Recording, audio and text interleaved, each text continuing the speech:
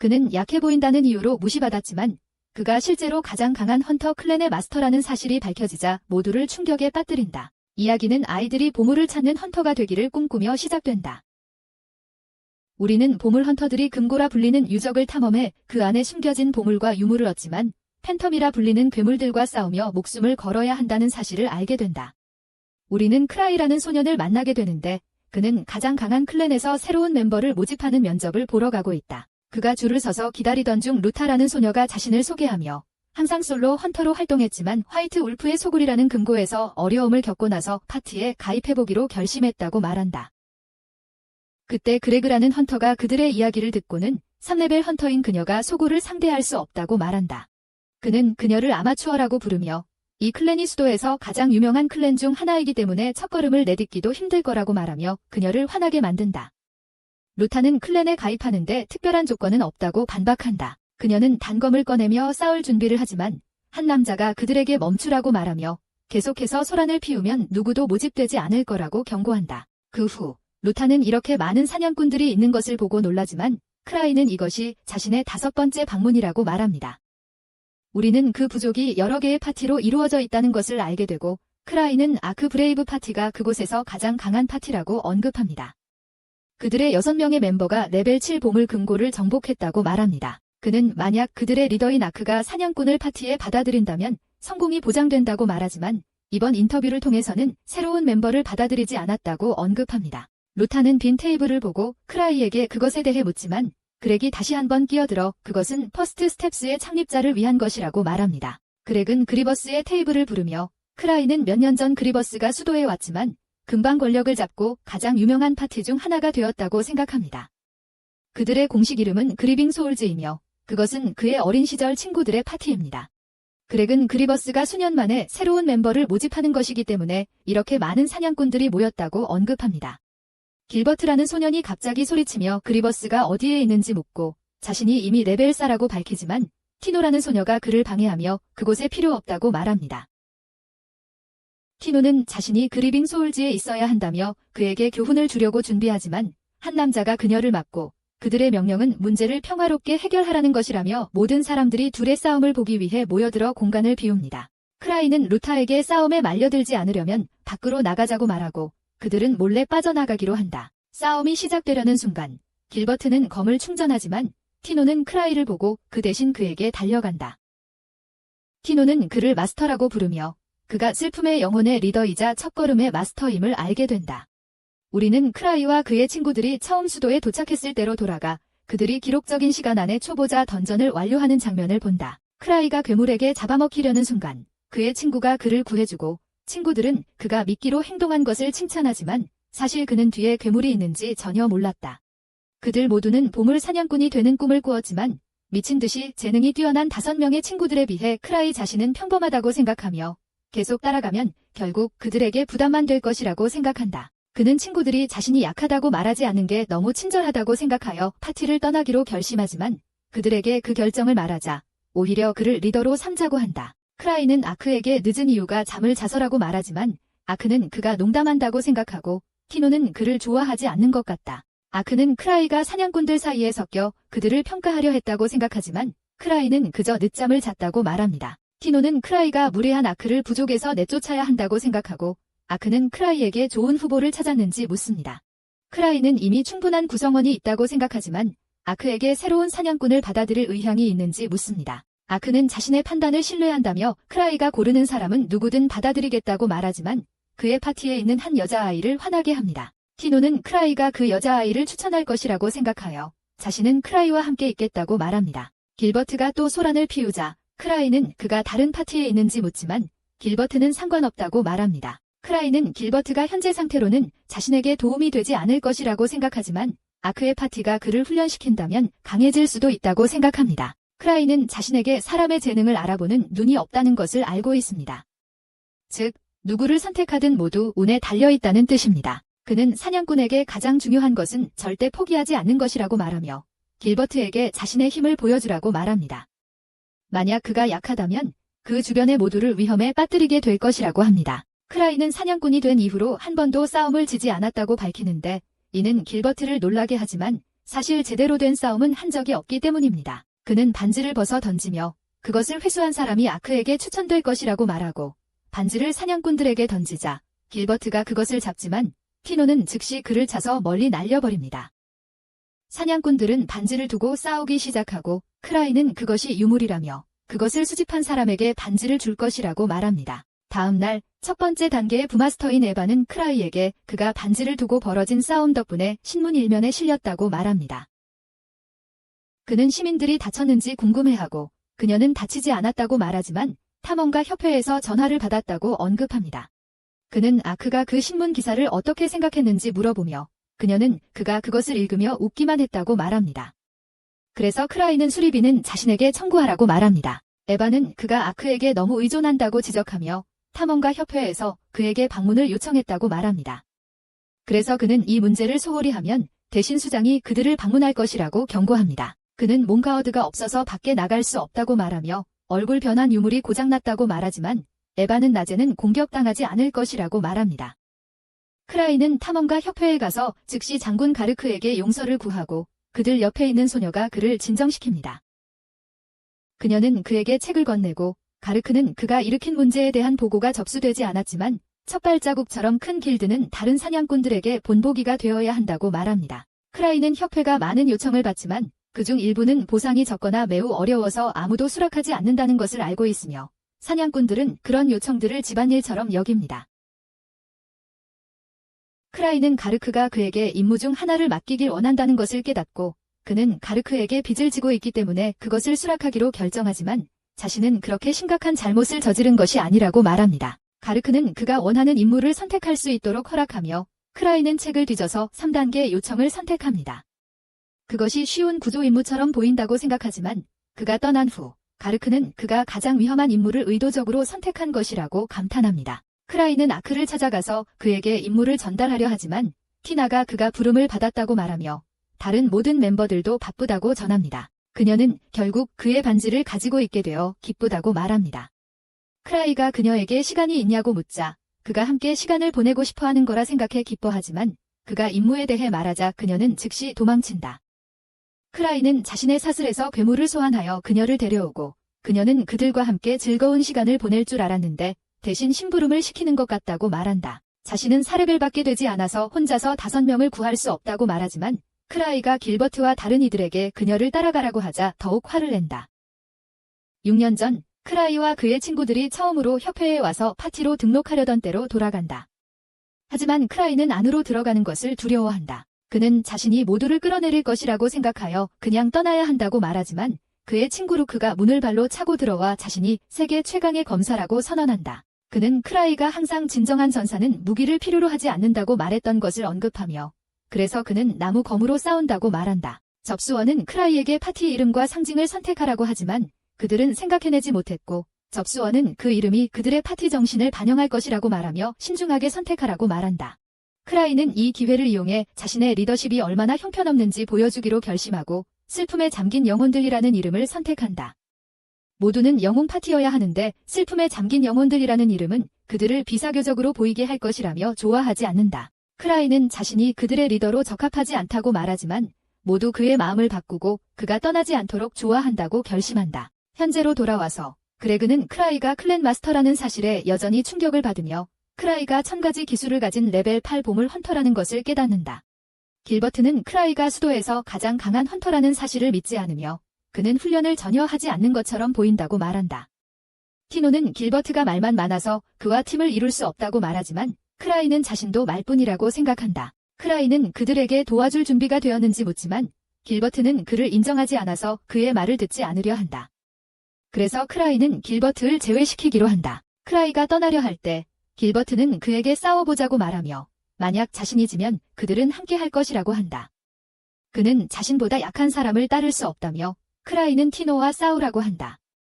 티노가 그들의 파티의 리더이기 때문이다. 길버트는 이전에 티노와 싸울 때 방심했었지만 같은 실수를 반복하지 않겠다고 말하며 티노를 이긴 후 크라이와 싸울 것이라고 한다.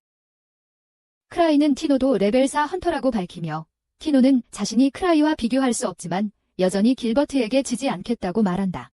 티노는 자신이 그를 죽이지 않도록 무기를 버린다. 이 장면을 본 루터는 걱정하고 그레그는 정면으로 싸우면 티노는 도둑이라서 상대가 되지 않을 것이라고 말한다. 크라이는 둘의 레벨은 같지만 실력 차이는 크고 티노가 1대1 싸움에 더 경험이 많다는 것을 알고 있습니다.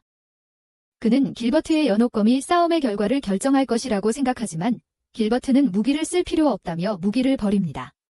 무장하지 않은 소녀와 싸울 필요가 없다고 말이죠. 티노는 자신이 이기면 크라이와 함께 아이스크림을 먹을 것이라고 말하고 티노의 표정을 본 그는 거절할 수 없습니다. 싸움이 시작되자 티노는 길버트에게 달려들고 비록 첫 공격을 피하지만 티노는 그를 발로 차 날려버립니다.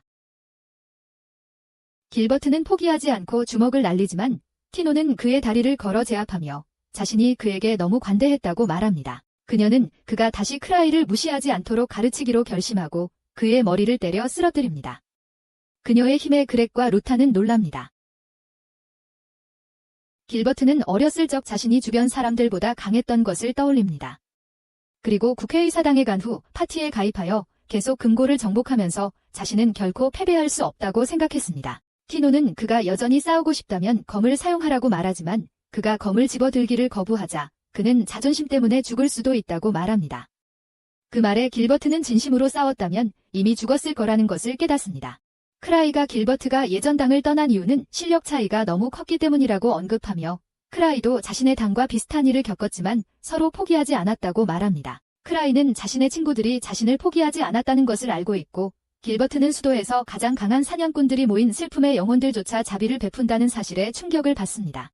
크라이가 길버트의 검을 차서 그 힘을 활성화시키자 길버트는 크라이가 그 검을 다룰 수 있다는 사실에 놀랍니다.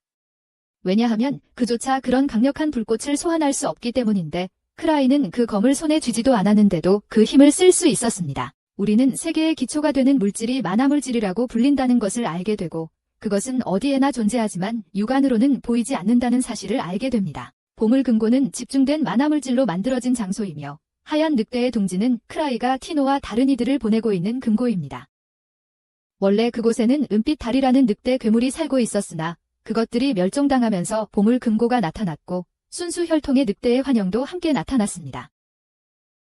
크라이는 그 금고가 무섭다고 생각하지만 티노와 다른 이들은 비슷한 수준이기 때문에 괜찮을 것이라고 생각합니다. 에바가 그에게 지옥의 검에 대해 묻자 크라이는 그 검이 너무 사용하기 쉬운 유물이라 길버트조차 그 검의 작동 원리를 모르지만 그 힘을 일부 사용할 수 있다고 말합니다. 그는 길버트가 칼을 팔지 않을까 궁금해하고 에바는 이미 비슷한 유물이 있으니 돈 낭비하지 말라고 말하지만 그는 모든 유물이 다르다고 말합니다. 그녀는 그리버스에서 얼마나 많은 돈을 벌든지 간에 지출에 신중해야 한다고 말하고 크라이는 그리버스의 모든 사람들이 사냥으로 번 돈을 기여하지 않았더라도 동일하게 나눠 갖는다는 것을 생각합니다. 크라이는 자신의 유물을 충전하는 것을 잊었다는 것을 알고 충전해주는 소녀에게 가고 그 소녀와 함께 있는 남자는 북부 고속도로에 나타나 3명의 3레벨 경비대원이 호위하던 대상을 몰살시킨 길 잃은 3레벨 팬텀에 대해 이야기합니다. 그는 그 팬텀이 늑대 모습을 하고 있었고 흰 늑대의 굴에서 왔다고 말하고 크라이는 걱정하지만 티노와 다른 사람들은 괜찮을 거라고 자신에게 말합니다. 그들은 팬텀이 강해지고 있으므로 며칠 전 5레벨 사냥꾼 루돌프가 이끄는 또 다른 파티가 실종되었기 때문에 자격 수준을 변경하자는 논의가 있었다는 것을 알게 됩니다. 크라이는 다시 퀘스트를 읽고 구출해야 할 사람들이 루돌프와 다른 5명의 5레벨 사냥꾼이라는 부분을 읽는 것을 잊었다는 것을 깨닫고 크라이가 티노를 늑대의 굴로 보냈다고 말하자 다른 사람들은 충격을 받습니다. 그는 떠난 후 길버트가 그의 연옥검을 가지고 있는 한 괜찮을 것이라고 생각하지만 길버트가 사용 후 검을 충전했는지 알 수 없어 걱정하기 시작합니다. 한편 티노는 다른 사람들에게 크라이가 준 퀘스트이기 때문에 쉽지 않을 것이라고 말하고 그래서 그녀가 떠나기 전에 유서를 썼다고 말합니다. 그들은 모두 크라이가 그들을 이유가 있어서 선택했다고 생각하지만 사실 그는 그들을 전혀 무작위로 고른 것이다. 크라이는 상황이 통제되지 않으면 그들이 다시 돌아올 거라고 생각하지만 티노는 어떤 상황에서도 물러서지 않을 것임을 알고 있어서 그들이 금고에 도달하기 전에 그들을 따라잡기로 결심한다. 그리고 그들이 돌아오면 아크에게 퀘스트를 완료하라고 말할 계획이다. 그는 비밀의 방을 열고 가능한 많은 유물을 챙기며 특정 금고를 바라본다. 떠날 준비를 하던 중 에바는 그가 나가려고 하는 모습을 본다. 그녀는 그가 다른 사람들을 걱정하고 있다는 것을 알고 있고 그가 시트리의 슬라임 유물을 가져간 것을 보고 놀라지만 그는 불법적인 물건을 가질 만큼 멍청하지 않다고 그녀에게 확신시킨다. 하지만 그는 자신의 공격 유물들이 모두 마나가 다 떨어졌다는 것을 생각하며 마지막 수단으로 그것을 가져가야 한다고 생각한다. 그는 또 다른 유물을 사용해 날아가고 에바는 그것을 조종하는 것이 굉장히 어렵다고 걱정한다. 그동안 티노와 다른 사람들은 유령에게 공격을 받게 되고 그들은 갑옷을 입고 칼을 든 유령에 놀라지만 티노는 크라이의 기대에 부응할 결심을 한다. 우리는 슬픔의 영혼들이 처음으로 수도에서 활동을 시작한 시점으로 돌아갑니다. 그리고 루크는 그의 거미 환영에게 부딪혀 부러졌다는 사실에 놀랍니다. 그들이 사이클롭스를 어떻게 처치했는지 이야기하는 동안 술에 취한 한 남자가 그들의 말을 엿듣고 4레벨 환영이 1레벨 금고에 나타날 리가 없다고 생각하며 그들이 이야기를 꾸미고 있다고 생각합니다. 하지만 그들이 사이클롭스의 눈을 보여주자 그는 충격을 받습니다. 현재로 돌아와 티노와 다른 이들은 늑대를 처치하는 데 성공하지만 3레벨 금고에서 이렇게 강한 환영이 등장한 것에 놀랍니다. 그레그는 길버트에게 왜 전투 중에 불꽃을 사용하지 않았는지 묻고 길버트는 검이 만화가 다 되어버렸다고 말합니다. 이는 크라이가 검을 사용했기 때문인 걸 깨닫습니다. 루타는 그들이 철수해야 한다고 생각하고 그레그는 그들이 구출해야 할 사람들이 이미 죽었을 것이라고 말하지만 티노는 계획을 바꾸지 않겠다고 말하며 그 사람들이 아직 살아있다고 주장합니다. 티노는 모든 일이 크라이가 예언한 대로 진행되고 있다고 생각하고 길버트에게 크라이가 일부러 자신의 검을 만화가 다 되게 만들어 그가 유물에 의존하지 말아야 한다는 것을 깨닫게 하려고 했다고 말합니다. 그들은 어떤 것을 발견하고 길버트는 자신이 앞장서서 보수총을 가진 적들을 처치하면 나머지는 쉽게 처치할 수 있을 것이라고 말합니다. 티노는 그를 바보라고 부르지만 길버트는 만화가 없어도 자신의 검이 일반 검보다 더 강하다고 말합니다. 그러나 티노는 크라이가 자신을 리더로 믿고 맡겼기 때문에 그녀가 모든 사람이 살아남을 수 있도록 할 것이라고 말합니다. 루타와 자신이 늑대들을 유인할 테니 그렉과 길버트는 뒤에서 공격할 기회를 잡으라고 말한다. 자신을 보호하기 위해 다른 사람을 이용하는 일은 절대 없다고 말하지만 크라이는 다른 멤버들을 방패로 삼더라도 자신만이라도 살아남기를 바라는 모습이 보인다. 늑대들을 물리치고 티노는 상대가 훨씬 강하지만 팀워크를 활용할 수 있는 자신들과 달리 늑대들은 협력 개념이 없기에 여전히 유리하다고 생각한다. 위기에 처했지만 팀워크가 잘 맞는다는 것을 깨닫고 그 모든 것이 크라이의 계획이었을 거라고 생각한다. 더 많은 늑대들에게 공격받고 싸우는 와중에 길버트는 예전 파티를 떠났던 기억을 떠올리지만 그들이 최선을 다했고 자신의 감정을 고려하지 못했음을 깨닫는다. 그렉의 도움을 받아 늑대를 베고 마침내 강력한 아군을 얻었다는 사실에 기뻐한다. 앞으로 나아가던 중 티노가 보스를 감지하고 그렉은 후퇴해야 하는지 묻지만 티노는 지금까지 다치지 않고 여기까지 왔으니 보스도 어떻게든 해낼 수 있을 거라고 말한다. 때로는 위험을 감수해야 한다고 말하지만 그렉은 사냥꾼이 4레벨에 도달하면 저레벨 던전을 공략해서 편하게 살 수 있고 동료들이 죽는 것을 본 경험 때문에 이길 수 없는 싸움은 피한다고 말한다. 티노는 그렉이 오랫동안 사냥꾼이었지만 여전히 첫발걸음에 참여하러 왔다며 그가 무엇인가를 이루고 싶어서 그럴 것이라고 말합니다. 그리고 그녀는 그것이 크라이가 그를 선택한 이유라고 생각합니다. 그녀는 그렉과 길버트에게 이 미션이 크라이가 그들을 돕는 방식이라고 말하지만 루타는 왜 자신이 선택되었는지 궁금해하고 티노는 그것이 자신의 가슴 때문인지 궁금해합니다. 그들은 보스를 마주하게 되고 티노는 그것이 헬멧을 쓰지 않고 있다는 것을 보고 그것이 약점일 것이라고 생각합니다. 그녀는 모두에게 그것의 움직임을 멈추라고 말하고 그들은 그것을 향해 달려가지만 보스는 그렉을 날려버리고 그의 검을 부숩니다. 보스가 그의 검을 부수고 도끼로 그렉을 가격하려 할 때 루타는 그렉을 밀어내고 티노는 공격 준비를 합니다. 그녀는 공중으로 뛰어오르고 늑대가 그녀의 다리를 가격했지만 그녀는 여전히 그것의 목을 찔러서 처치합니다. 티노는 무략을 사용해 다리를 치유하고 그렉은 싸움 중에 검이 부서졌다는 사실에 놀라지만 길버트는 그들이 살아남았다는 것에 기뻐해야 한다고 말합니다. 티노는 그렉에게 또 다른 검을 주지만 갑자기 4마리의 늑대가 나타나 그들을 공격하고 이들이 금고 안에 하나 이상의 보스가 있다는 사실에 충격을 받습니다. 그들은 어떻게 해야 할지 몰라 하고 티노는 그들에게 탈출할 수 있는 길을 보여주지만 늑대 한 마리가 길을 막습니다. 길버트와 그렉은 유인책이 되기 위해 뒤에 남기로 결정하여 티노와 루타가 도망칠 수 있게 하지만 티노는 아무도 희생시키는 것을 거부합니다.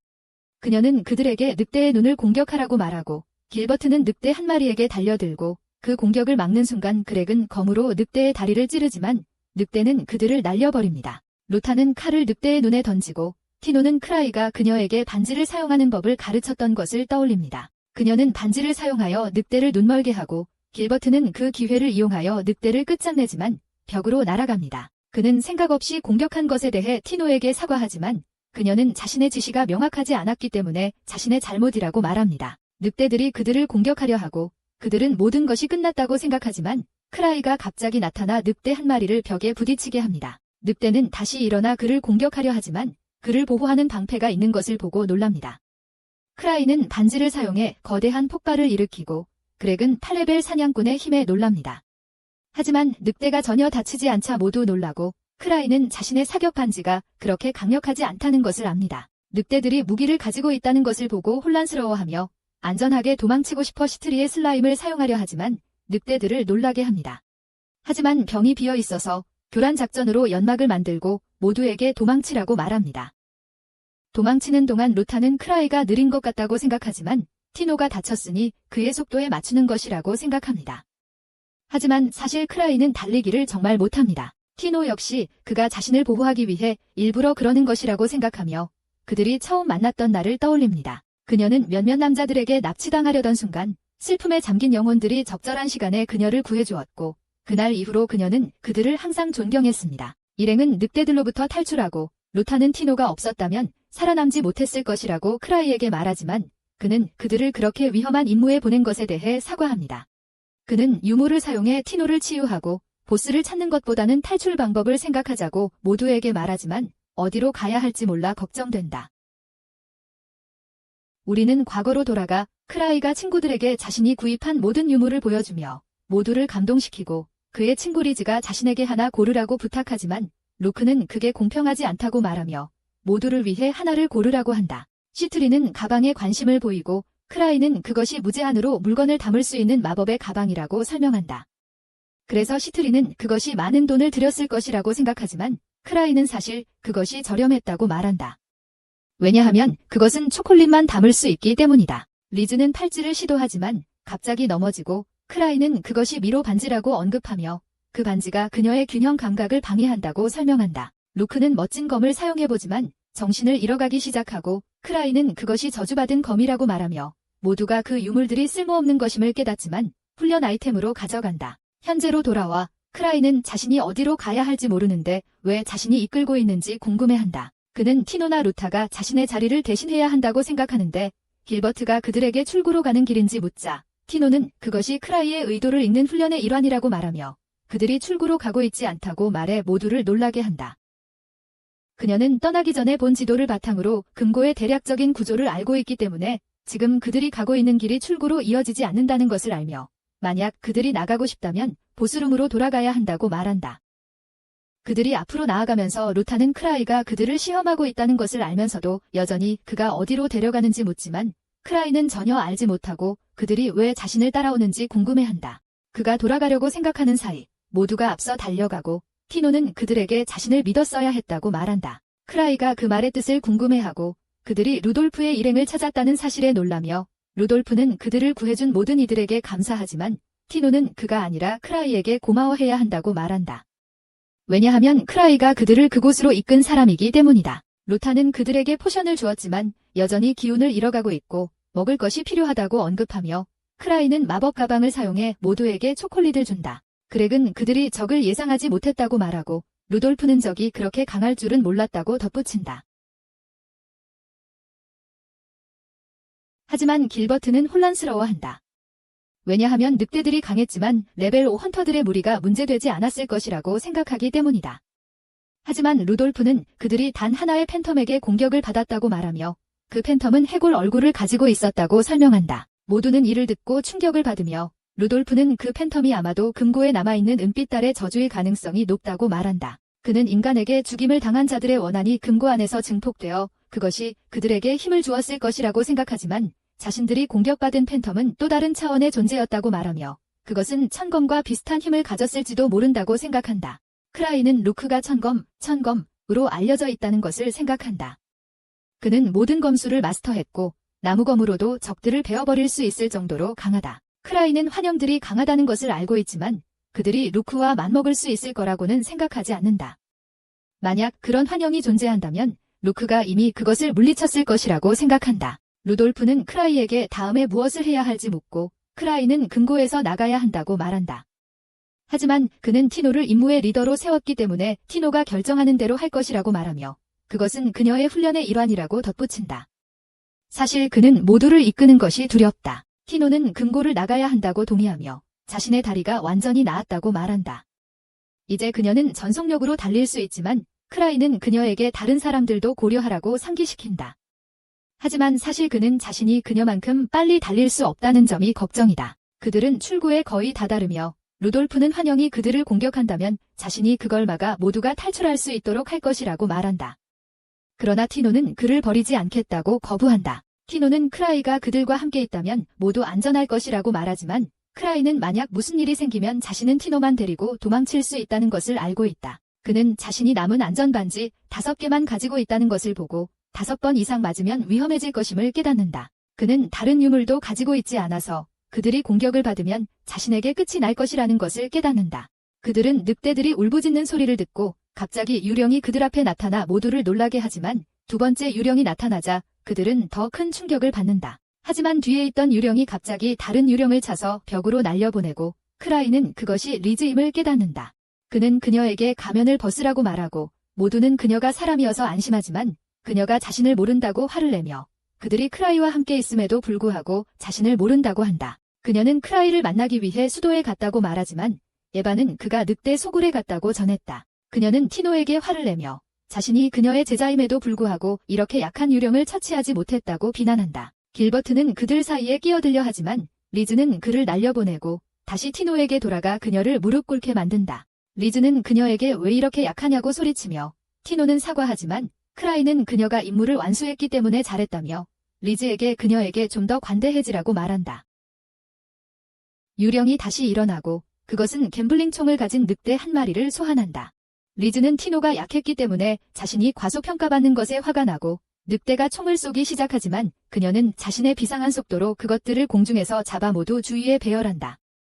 그녀는 구식 무기에는 맞지 않는다고 말하며 티노에게 그토록 약한 무기를 두려워하는 게 무능하다고 소리친다. 그 후 공중으로 뛰어오르며 늑대는 위에서 공격하면 처치할 수 있다고 말하고 한 방에 폭파시킨다. 유령은 검으로 공격하려 하지만 그녀는 그것을 손으로 잡는다. 그녀는 그것을 지식이기 시작하면서 계속 티노에게 소리치고 그로 인해 티노는 눈물이 맺히고 크라이는 그녀가 안쓰럽다. 크라이는 루돌프가 유령이 루크만큼 강하다고 말했던 것을 떠올리며 미소 짓고 자신을 제외한 모든 그리버들이 서로 경쟁하며 기술을 연마했기 때문에 엄청나게 강하다는 것을 알고 있다. 그들은 모두 수도로 돌아가고 길버트는 자신이 칼을 크라이에게 주겠다고 말하며 자신의 훈련을 처음부터 다시 시작하고 옛 동료들과 함께 훈련할 계획이라고 한다. 그렉은 그에게 과거의 행동에 대해 사과하라고 말하며 자신은 그들에게 모두 빚을 지고 있다고 말하고 크라이에게 감사의 마음을 전해달라고 한다. 그는 리즈처럼 될 수 있기를 희망하지만 그들은 그에게 그것은 불가능하다고 말하고 티노는 만약 정말 리즈처럼 되고 싶다면 그들의 가면이 특별히 제작된 것임을 알아야 한다고 언급한다. 우리는 크라이가 파티를 위해 마스크를 주문했을 때로 돌아갑니다. 그런데 크라이가 실수로 눈 구멍을 빼먹고 주문했지만 모두 그가 일부러 그런 거라고 생각하며 아무도 말하지 않습니다. 왜냐하면 마스크를 쓰고 돌아다닐 수 있다면 그들은 더 강해질 수 있을 거라 생각하기 때문입니다. 현재로 돌아와서 크라이는 슬라임을 찾기 위해 여기저기 뒤지지만 어디에서도 찾을 수 없어서 그만 잊으려 합니다. 우리는 1년 전으로 돌아가 신니가 크라이에게 슬라임을 맡겼을 때로 가고 그녀가 파티의 천재 연금술사임을 알게 됩니다. 크라이는 병을 열어보려 하지만 신니는 그걸 풀어버리면 수도를 파괴할 수도 있으니 조심하라고 말합니다. 그래서 크라이는 그것이 매우 위험하다는 걸 깨닫습니다. 크라이는 슬라임을 찾기 위해 여기저기 살펴보며 이전에 그가 슬라임을 사용하려고 했을 때 병이 비어 있었다는 사실을 떠올리고 아마 그것이 아직 그의 방에 있을 거라고 생각합니다. 그는 그것을 특별한 금고에 넣었음을 기억하며 그것이 도망갈 수 없다고 확신합니다. 그는 병이 원래 비어 있었다는 결론에 도달하고 신니가 그저 그를 장난친 것이라고 생각하지만 여전히 불길한 기분이 듭니다. 그는 다음날 피곤하게 일어나 슬라임에 대한 걱정이 여전히 남아있습니다. 그때 이버를 만나는데 이버는 협회에서 늑대 동굴에 대한 그의 보고서를 원한다고 말합니다. 그러나 그는 티노가 리더였으니 그녀에게 대신 물어보라고 말하지만 이버는 티노가 리즈와 함께 훈련 중이라고 언급합니다. 크라이는 슬라임을 염두에 두고 수도에 어떤 움직임이 있었는지 에바에게 묻지만 에바는 무슨 말인지 모르겠다며 크라이는 걱정 말라 하고 티노를 확인하러 간다. 크라이가 간 후, 에바는 수도에서 온갖 이상 현상이 일어났지만 크라이는 일어나는 일들을 정확하게 예측하는 것 같다고 말한다. 크라이는 훈련장으로 향하고 6레벨 사냥꾼 스벤이 밖에 서 있는 것을 본다. 그는 흑요석 십자가 파티의 리더다. 스벤은 리즈를 막아야 한다고 크라이에게 말한다. 그렇지 않으면 티노가 죽을 거라고. 크라이는 과장하는 거라고 생각하지만 문을 열자 리즈가 티노의 시체 위에 서서 이것밖에 할 수 없나 생각하는 모습을 본다. 리즈는 티노를 끝내려 하지만 크라이가 그녀를 막는다. 리즈는 티노가 자신보다 재능이 많지만 왜 이렇게 약한지 의아해한다. 크라이는 그만하라고 하지만 티노가 갑자기 리즈를 붙잡고 아직 움직일 수 있다고 말하자 그들은 훈련을 계속하기로 한다. 크라이는 그들을 막을 수 없다는 것을 깨닫고 스벤은 여러 유령의 공격으로 북쪽 경로가 봉쇄되었다고 말한다. 크라이는 또한 늑대의 굴에서 일이 이상했던 기억을 떠올리며 그것이 가르크가 자신을 만나고 싶어한 이유일지 궁금해한다. 그는 가르크가 돌아와서 모든 일을 대신 해주었으면 좋겠다고 생각하며 시간을 끌기만 하면 된다고 생각한다. 그는 아이디어를 떠올리고 스벤에게 자신을 대신해 가르크를 방문하라고 말하며 자신은 너무 바빠서 갈 수 없다고 전한다. 떠나면서 스벤의 동료 헬릭은 왜 크라이가 다른 사람들이 임무를 수행하는 동안 계속 남아있는지 궁금해하지만 스벤은 그가 새로 왔다며 크라이를 괴물이라 부르고 헬릭에게 크라이를 그저 느긋한 모습으로 판단하지 말라고 경고한다. 한편 협회에서 가르크는 굴에서 발생한 이상 현상의 원인이 무엇인지 궁금해하며 크라이는 그것에 대해 뭔가 알고 있을 것이라고 생각한다. 왜냐하면 그가 최근에 방문한 유일한 금고이기 때문이다. 비밀 실험실이 나타나고 우리는 마법사 노크티스를 만나게 된다. 그는 크라이 같은 고급 헌터가 자신들을 의심하게 되었다는 사실을 믿을 수 없으며 그를 과소평가할 수 없다고 생각한다. 그래서 그는 자신의 오른팔 소피아에게 연락하여 그를 처리하기로 결심한다. 우리는 수도의 아카식 타워에 있는 마법사들이 금고의 이상 현상 뒤에 있음을 알게 되고 그들이 금고를 자유롭게 만들 수 있도록 연구하는 과정에서 금고를 흐르는 레이라인, 힘의 에너지를 이용하고 있다는 사실을 알게 된다. 우리는 크라이가 거대한 슬라임이 수도에 불을 지르고 파괴하는 장면을 공포에 질려 지켜보는 모습을 보지만 그는 깨어나서 그것이 단지 악몽이었다는 것을 깨닫습니다. 그는 침대에서 리즈를 발견하고 리즈는 그에게 시간이 있냐고 물어보며 그는 그녀와 함께 무엇인가 하기로 동의합니다. 우리는 가업가 첫 번째 단계에 방문하는 모습을 보지만 리즈가 그를 보고 크라이와의 데이트를 방해하지 말라고 그에게 쫓아내라고 말합니다. 그들이 싸우기 시작하자 크라이는 가옥의 조수인 카나와 이야기를 나누기로 결정합니다. 그녀는 그에게 둥지에서 뭔가 이상한 점을 발견했는지 물어보지만 그는 다른 것이 더 걱정되었다고 말합니다. 그녀는 그것에 대해 물어보려고 하지만 그는 슬라임에 대해 말할 수 없다는 것을 알고 가옥에게 이상 현상에 대해 도움을 요청하라고 말합니다. 그동안 리즈는 가옥에게 그가 쇠퇴했다고 놀리며 그가 망가졌다고 말하고 가옥은 그녀에게 교훈을 주기로 결심합니다. 우리는 그가 인류 레벨 7 헌터였고 전쟁의 악마라는 별명을 가졌다는 것을 알게 되며 그러나 크라이가 그들의 싸움을 방해하며 가옥에게 그들의 일이 끝났다고 말합니다. 그리하여 리즈는 외출 준비를 하고 이번은 싸움으로 인한 피해를 보고 경악합니다. 크라이와 리즈는 도시로 나가고 리즈와 다른 그리버들이 나이트 팰리스라는 레벨 8 금고에 있었다는 것을 알게 된다. 리즈는 그곳의 팬텀들이 강했다고 말하며 크라이는 그들이 울프의 굴보스와 어떻게 비교되는지 묻지만 리즈는 너무 약해서 기억도 나지 않는다고 한다. 리즈는 갑자기 한 남자를 덮치며 그가 자신들을 쳐다보고 있었다고 말하지만 크라이는 그녀에게 그를 놓아주라고 말하고 남자에게 사과한다. 남자는 급히 도망가고 리즈는 크라이가 일부러 그렇게 한 것 같다고 생각하며 그가 좋은 연기자라고 여긴다. 하지만 크라이는 그저 혼란스러워한다. 남자가 도망친 후 그는 크라이가 자신에게 경고를 주려던 것 같다고 생각하며 크라이가 그들의 계획에 대해 얼마나 알고 있는지 궁금해한다. 크라이는 대신 옵시디언 크로스를 협회에 보내고 그로 인해 가르크는 화가 난다. 그는 자신이 크라이에게 직접 질문하고 싶었기 때문이다. 하지만 그는 파티가 능숙하다는 것을 알고 있어 울프의 굴 조사를 그들에게 맡긴다. 한편 리즈는 다시 크라이와 함께 나가지만 크라이는 그녀에게 진정하라고 말하며 오늘은 데이트가 아니라고 상기시킨다. 그녀는 그가 무언가를 찾고 있는지 물어보고 그는 에바의 보고서에서 이 지역에서 사람들이 사라지고 있다고 언급되었다고 설명합니다. 비록 이런 사건들이 이 도시의 일부 지역에서는 드문 일이 아니지만 그는 이를 진지하게 받아들여야 한다고 생각합니다. 왜냐하면 시트리의 슬라임이 관련되어 있을 수도 있기 때문입니다. 그는 또한 에바가 근처에 새로 생긴 아이스크림 가게에 대해 이야기했다고 언급하며 가게를 확인해보려고 한다고 말하고 이에 리즈는 신이 납니다. 우리는 며칠 전 그 남자가 그들을 지켜보고 있는 장면을 보게 되며 그는 크라이와 리즈가 그를 놓아준 이유가 그들이 그를 따라가려고 했던 것이라고 생각하며 혼란스러워합니다. 그는 아이스크림 가게가 사실 아카식 타워의 비밀 연구기지라고 언급하며 크라이가 떠날 때까지 가게를 닫아야 한다고 생각하지만 그때 소피아가 갑자기 도착합니다. 소피아는 그가 당황하는 모습을 보고 무슨 일이냐고 묻지만 그가 대답하기 전에 리즈가 가게 문을 두드리기 시작합니다. 아무도 대답하지 않자 리즈는 참을성이 없어져서 문을 부수려 하지만 크라이가 그녀를 멈추고 가게가 재고가 떨어졌을 수도 있다고 제안하며 그녀를 설득해 떠나게 합니다. 그럼에도 불구하고 리즈는 안에서 여전히 달콤한 냄새가 난다고 언급합니다. 그들은 클랜 사무실로 돌아가고 리즈는 아이스크림을 먹지 못한 것에 대해 불만을 토로하지만 크라이는 여전히 슬라임에 대해 걱정하고 있습니다. 그는 리즈에게 시트리가 나이트 팰리스에서 돌아왔는지 묻고 리즈는 시트리가 당분간 돌아오지 않으니 대신 도와주겠다고 제안하지만 그는 특정 마법 생물에 대해 시트리의 전문 지식이 필요하다고 언급합니다. 에바는 그녀가 늑대의 굴 조사를 위한 팀원들을 선택했으며 스벤의 팀은 이미 현장에 도착했지만 아크는 아직 돌아오지 않았다고 전한다. 그녀는 조사가 내일 시작될 것이며 또한 금고를 점검할 유물 전문가를 보낼 것이라고 언급하지만 크라이는 그저 자신이 가지 않아도 되어 안도하며 그녀가 그것을 잘 처리할 것이라고 믿고 있다. 한편 아카식 타워의 멤버들은 크라이가 수도에 있는 그들의 기지를 발견한 것에 대해 회의를 한다. 그중 한 마법사인 플릭은 침착함을 유지하자고 제안하지만 크라이의 진짜 의도가 불분명하기 때문에 그들은 어떻게 진행할지 확신하지 못한다. 녹티스는 소피아에게 의견을 묻고 그녀는 모두를 놀라게 하며 싸워야 한다고 제안하지만 플릭은 크라이가 8레벨이라는 사실을 상기시킨다. 소피아는 여전히 물러서지 말아야 한다고 생각한다. 왜냐하면 이것이 그들의 방어 시스템을 시험할 완벽한 기회이고 만약 그들이 크라이의 파티를 처치한다면 그들을 막을 자가 아무도 없을 것이기 때문이다. 녹티스는 그녀의 생각에 동의하며 그녀가 원하는 대로 하라고 말한다.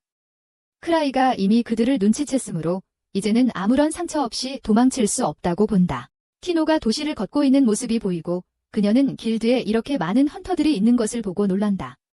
그러나 또 다른 헌터가 그들은 늑대의 굴을 조사하기 위해 협력하고 있다고 말한다. 티노는 사람들이 너무 많다고 생각하지만 그 남자는 크라이가 아크에게 이 임무를 맡기길 원했으며 아크는 세계에서 7레벨 최고 헌터 중 하나이기 때문에 그곳의 모든 헌터들은 그가 자리를 비운 것을 보충하기 위해 있는 것이라고 설명한다. 크라이가 에바와 함께 도착하고 그도 많은 사람들을 보고 놀란다.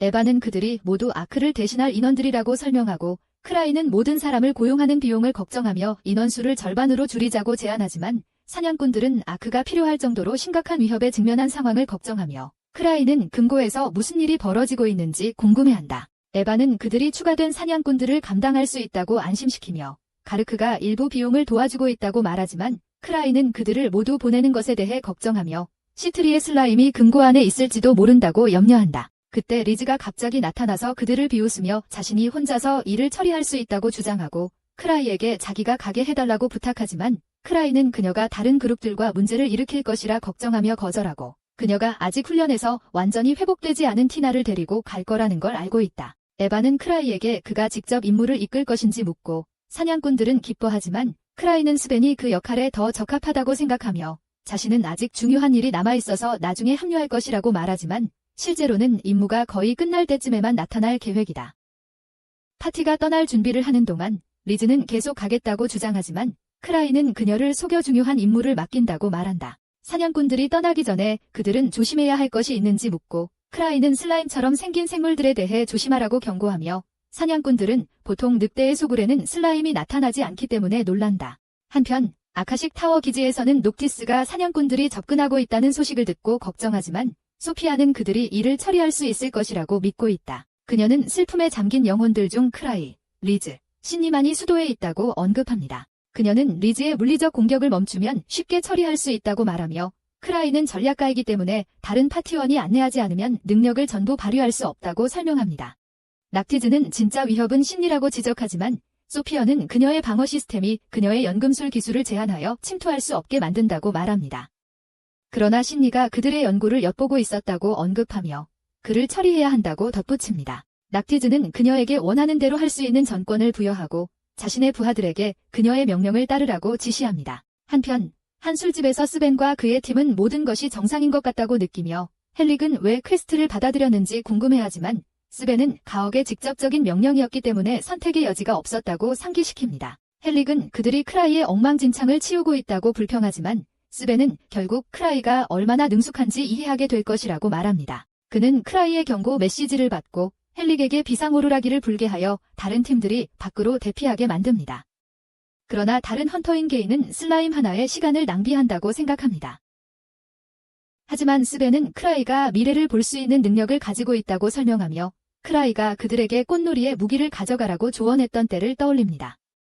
그 후 그 꽃놀이가 프리전 가어던이라는 금고라는 것이 밝혀졌습니다. 게인은 이 말을 듣고 충격을 받으며 스벤은 자신이 소통석에 많은 돈을 썼다고 밝혀 항상 최신 정보를 받을 수 있다고 말한다. 한편 리즈는 크라이에게 자신의 진짜 힘을 보여주기 위해 싸우고 싶다고 계속 조르지만 크라이는 조사가 끝날 때까지 시간을 끌려고 한다. 그때 시트리가 갑자기 나타나고 리즈는 왜 시트리가 돌아왔는지 궁금해하지만 시트리는 뭔가 큰일이 일어나고 있다는 불길한 기분이 들어서 크라이를 돕기 위해 돌아왔다고 말한다. 그들의 어린 시절로 돌아가 시트리는 크라이에게 자신이 다른 사람들이 부족한 부분을 채워야 한다고 말하며 그래야만 그들이 사냥꾼으로서 계속 즐길 수 있다고 한다. 그녀는 자신이 강하지 않다는 것을 알고 있지만 크라이는 자신에게 가장 적합한 역할을 맡아보라고 제안하고 그 결과 시트리는 그들의 연금술사가 되었다. 현재 시트리는 크라이에게 자신의 슬라임이 어떻게 진화하고 개선되었는지 설명하지만 여전히 그걸 실패한 실험으로 생각하고 있다. 그녀는 크라이에게 걱정할 필요 없다고 안심시키며 자신이 그것을 프로그래밍해서 그들이 공격하지 않도록 했다고 말한다. 시트리는 그것이 어떻게 크라이의 안전장치를 벗어날 수 있었는지 궁금해하며 조사 후 슬라임이 스스로 금고를 여는 방법을 배운 것 같다고 생각하고 욕조 배수구를 통해 몰래 빠져나갔다고 추측한다. 그녀는 처리하겠다고 약속하지만 상황이 계속 이대로라면 늑대굴의 모든 수사팀이 전멸할 거라고도 말합니다. 스벤은 크라이와 리즈가 나중에 합류할 것이라는 것을 알게 되고 그들의 부재 중에 모든 사람들을 이끌어야 합니다. 그는 모든 사냥꾼들을 모아 슬라임과 싸워본 경험이 있는 사람이 있는지 묻지만 슬라임은 약하다는 이유로 그들은 비웃고 한 사냥꾼은 심지어 모르는 사이에 슬라임을 죽였을지도 모른다고 농담합니다. 스벤은 슬라임을 처리할 도구를 가져온 사람이 있는지 묻고 그룹은 슬라임의 다양한 약점과 그것을 쉽게 물리칠 수 있는 방법을 나열하기 시작합니다. 게인이 탐험을 재개하라고 주장하며 그들을 방해합니다. 그는 슬라임이 두렵지 않다고 말하며 만약 슬라임이 나타나면 자신이 직접 처리하겠지만 모두가 그가 제일 먼저 죽을 타입이라고 놀립니다. 스벤은 심지어 그가 죽은 후 복수할 수 있도록 개인정보를 남겨두라고 말하고 그는 짜증이 나서 그들의 경고를 무시하며 나타나지도 않은 크라이를 믿는 그들이 미쳤다고 말합니다. 탈리아라는 여자아이가 연금술사라고 자신을 소개하는데 스벤은 시트리 외에 다른 연금술사가 있다고 생각하지 못했기 때문에 놀랍니다. 그래서 그녀는 시트리와 함께 부족의 연구소에서 슬라임을 연구했다고 밝힙니다. 그들은 그녀가 슬라임의 약점을 알고 있는지 묻고 그녀는 모든 슬라임을 죽일 수 있는 약을 보여주며 모두를 안심시킵니다. 한편 녹티스는 소피아와 연락을 취하고 소피아는 사냥꾼이 100명도 안 되고 대부분이 칭호도 없는 자들이라 쉽게 이길 수 있을 거라고 말합니다. 스벤은 작전 계획을 세우며 사냥꾼들에게는 금고 내부를 부대 단위로 확보하고 의사소통을 위해 휘스를 사용하라고 지시합니다. 그는 조심하라고 당부하며 진압에 배정되지 않은 자들은 필요시 구조활동을 지원하기 위해 외부에 대기하라고 합니다. 잠시 후 늑대 기사는 소수만 발견되었다는 보고가 들어오자 스벤은 크라이의 미래 예측 능력에 의문을 제기하지만 아무 일도 없기를 바란다고 말합니다. 게인은 시간을 너무 낭비했다고 불평하는 반면 헬릭은 크라이를 잘 알지는 못하지만 스벤의 판단을 신뢰한다고 말합니다. 게인은 숲속으로 들어가며 아크가 명령을 내렸다면 신뢰했을 텐데 크라이가 수도에 머물고 있으니 같은 마음이 들지 않는다고 생각합니다. 그는 갑자기 소리를 듣고 늑대라고 생각하지만 쇠사슬에 묶인 늑대 기사와 함께 주사기처럼 생긴 의심스러운 물건을 가진 2명의 마법사를 발견하고 충격을 받습니다. 그들은 소피아가 마법을 제대로 사용하지 못하지만 주인의 총애를 받는다고 이야기하지만 게인은 그들에게 달려들고 한 명을 제압하는 데 성공하지만 다른 마법사가 불을 쏘자 방패로 막습니다. 그는 마법사를 기절시키지만 팔에 화상을 입고 마법사들은 크라이가 그를 보냈다고 의심하지만 그는 부인하고 그들은 늑대에게 만화 물질을 주입하여 거대한 슬라임 생물로 변형시킨다. 그들은 그것이 높은 농도의 만화를 찾아 악마화된 팬텀이라고 설명하고 그것은 게인을 공격하기 시작한다. 생물은 큰 포효를 내지르며 모든 사냥꾼들을 그 위치로 불러들이고 그들은 심하게 부상당한 게인을 발견하고 그는 크라이가 슬라임에 대해 옳았다고 확인한다. 곧 그 생물이 나타나고 탈리아는 그렇게 큰 슬라임을 본 적이 없다고 말한다. 스벤은 그것이 느리게 움직인다는 것을 알아채고 사냥꾼들을 정리하여 마법사들에게 기회를 만들라고 명령한다. 그는 모두에게 다리를 공격하라고 명령하지만 그의 화살조차도 괴물에게 효과가 없어서 그는 게인을 돕도록 헬릭에게 말하고, 게인은 마법사들이 크라이가 예측했던 것처럼 늑대 기사에게 주입하여 슬라임으로 만들었다고 언급한다. 스벤은 물리적 공격과 마법 공격 모두 효과가 없다는 것을 깨닫고 한 사냥꾼이 그에게 무엇을 해야 하는지 묻는다. 스벤은 그들을 물리칠 수 없더라도 도망칠 수 없다고 말한다. 그는 모두에게 그 공격을 피하는 데 집중하라고 말하면서 탈리아에게서 약을 받아옵니다. 탈리아는 그 액체가 슬라임에 닿으면 슬라임이 자폭하게 된다고 설명합니다. 스벤은 슬라임의 주의를 끌고 그것이 그를 쫓아오자 슬라임은 공중으로 높이 뛰어올라 모두를 놀라게 합니다.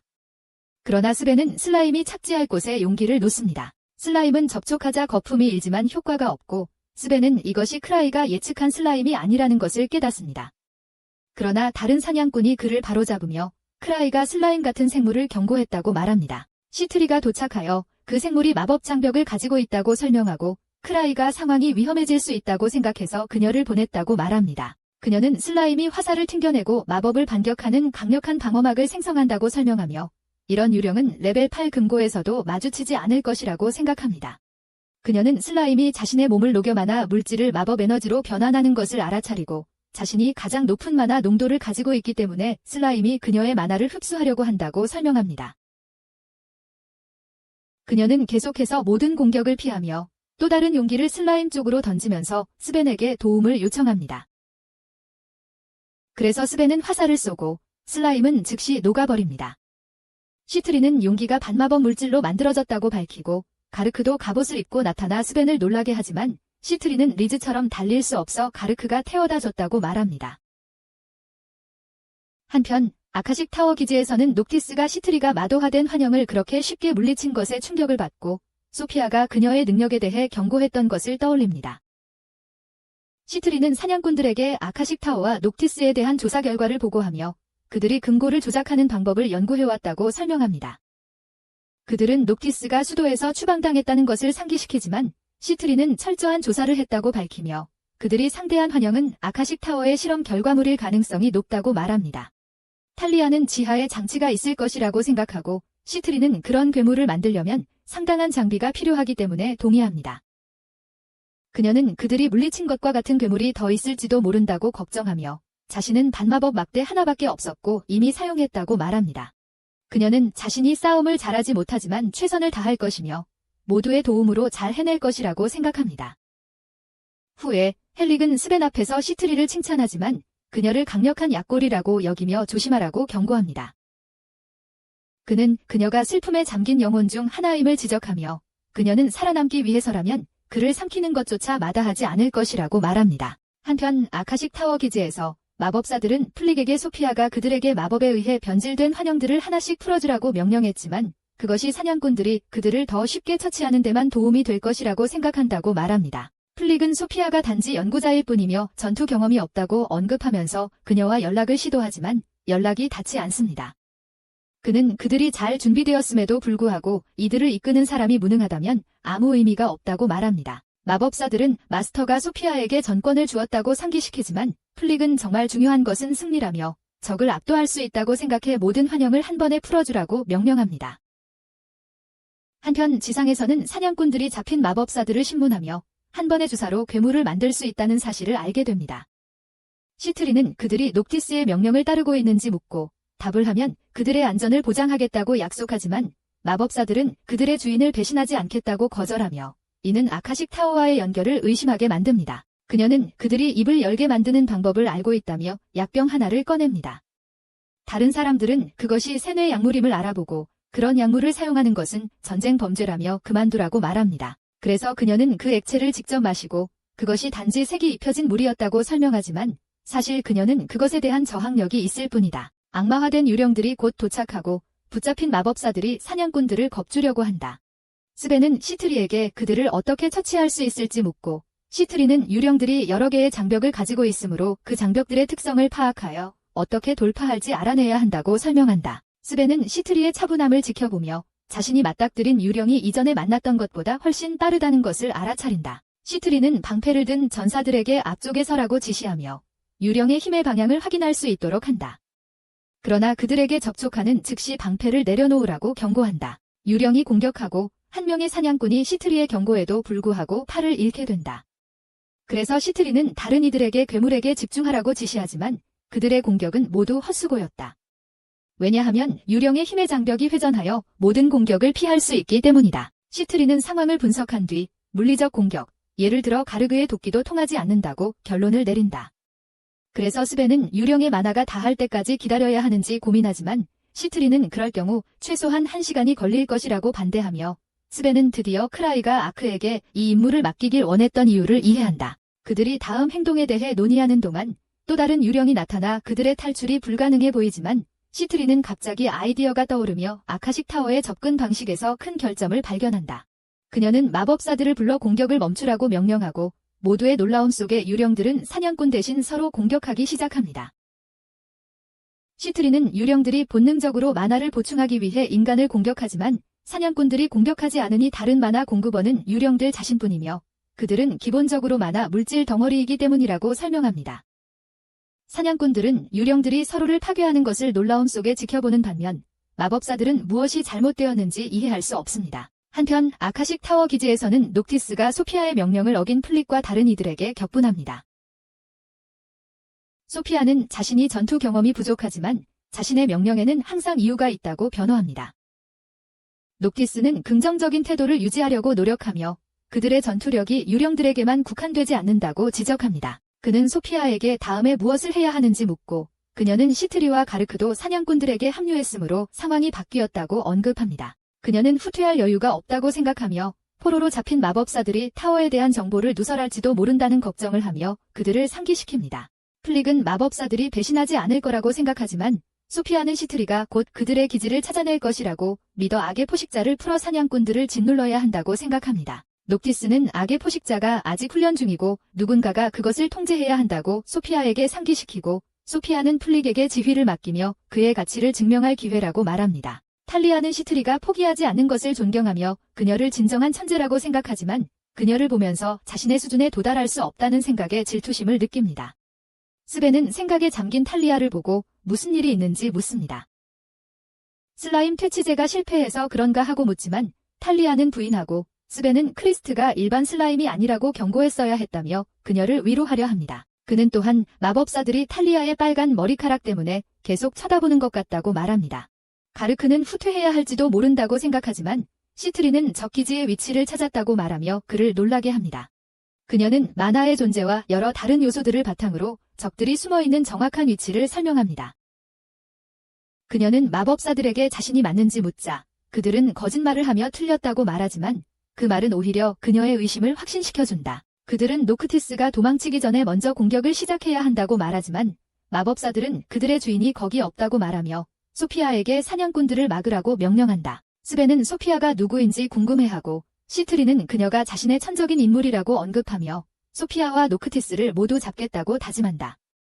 그리고 그들의 연구는 막지 않는 한 계속될 것이라고 말한다. 그녀는 과거에 소피아를 잡지 못한 것을 자신의 무능력 때문이라고 인정하지만 다음에 만나면 반드시 그녀를 처치하겠다고 맹세한다. 한편 크라이와 다른 이들은 굴에 다가가고 있지만 크라이는 기쁘지 않다.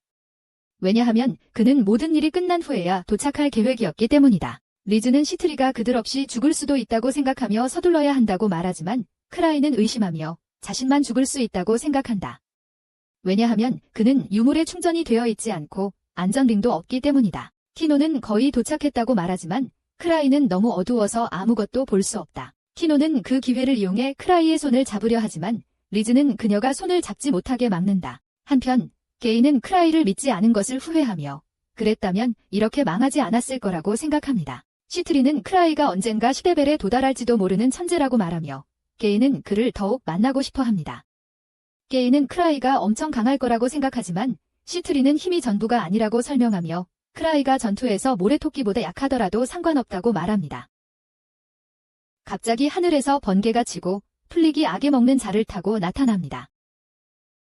플릭은 모두 해치워서 속죄했다고 생각하지만 시트리는 공격을 받지 않았고 다른 슬픔에 잠긴 영혼들과 함께할 때 그 정도 수준의 힘은 익숙하다며 그의 마법을 기본적인 마법으로 치부합니다. 시트리는 물총으로 스벤에게 회복 포션을 쏘아 순식간에 소생시킵니다. 스벤은 일어나 플릭을 공격하여 쓰러뜨리지만 괴물은 너무 강력하여 스벤은 거의 죽을 뻔하지만 가르크가 적시에 나타나 한 방에 괴물을 죽입니다. 녹티스는 플릭이 다시 한번 명령을 따르지 않았다며 실망하며 악에 먹는 자를 더 가져와야 했는데 하나만 가져왔다고 지적합니다.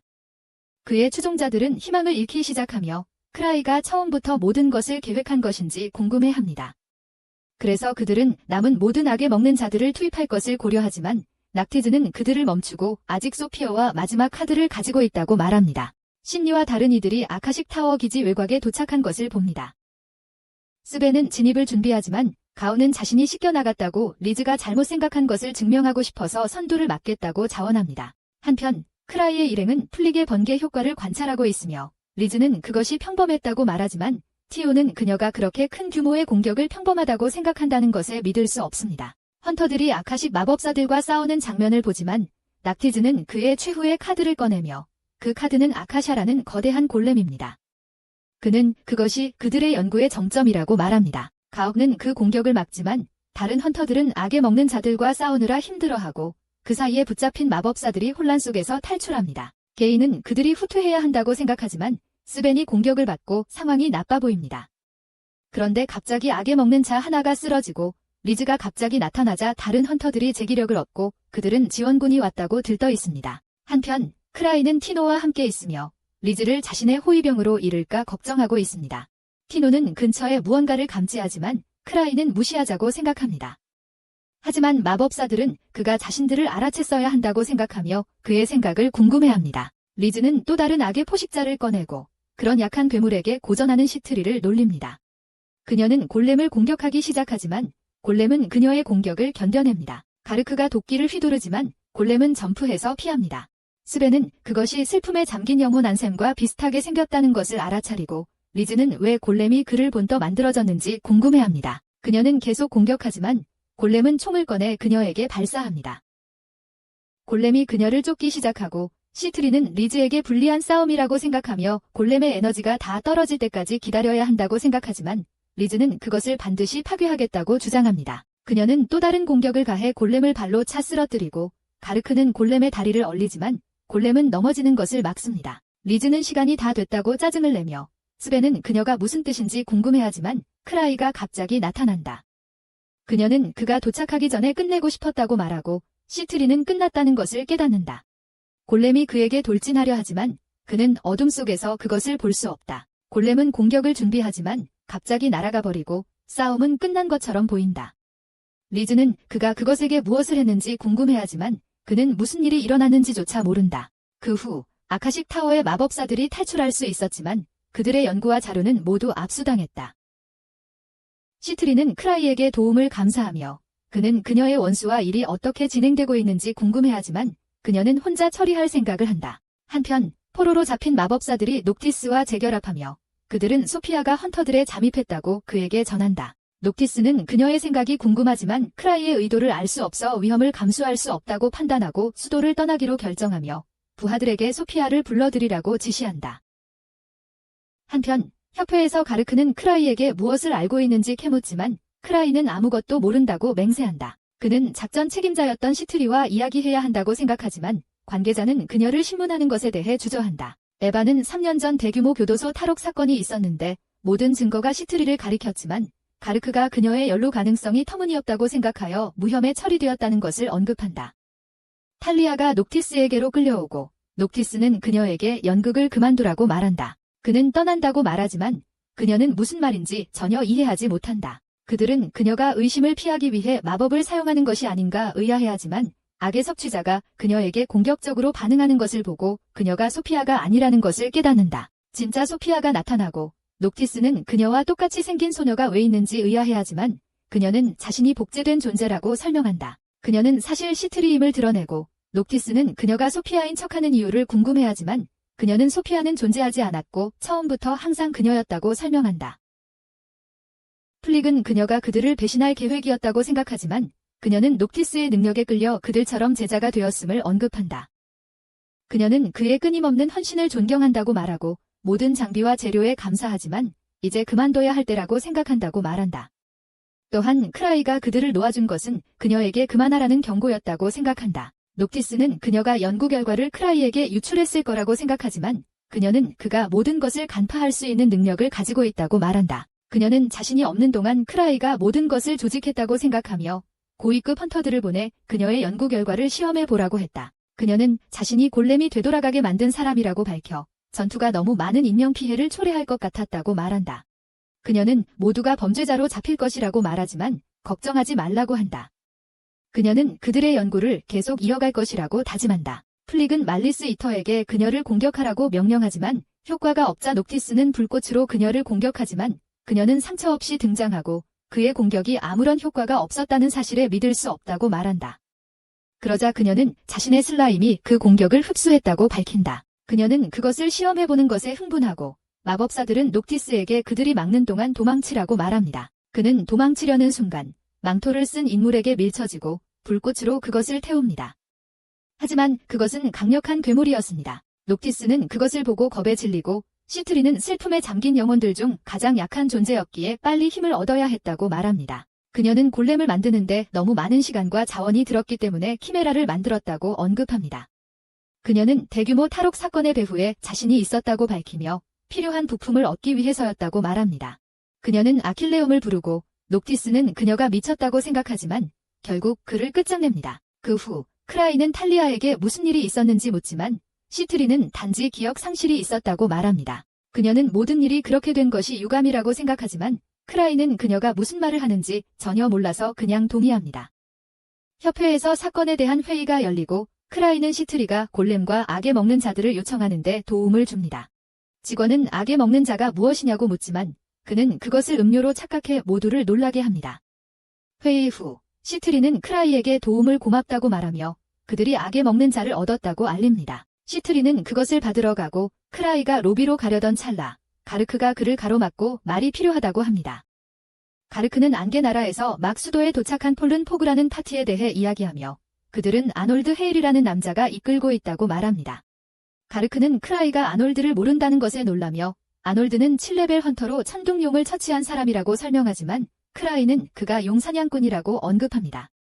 가르크는 웃으며 크라이에게 문제를 일으키지 말라고 경고하고 그의 등을 가볍게 두드리는데 그로 인해 크라이의 안전장치 중 하나가 부서집니다. 크라이는 고품질 유물들이 경매에 나오는 포스터를 보고 가고 싶어 하지만 돈이 없다고 말합니다. 그는 시트리에게 빌릴 생각을 하지만 그녀에게 마지막으로 돈을 빌린 것도 갚지 않았다는 것을 떠올린다. 가르크의 조카인 클로이가 크라이에게 가르크가 왜 기분이 좋은지 묻지만 그가 아놀드에 대해 이야기했다고 하자 놀란다.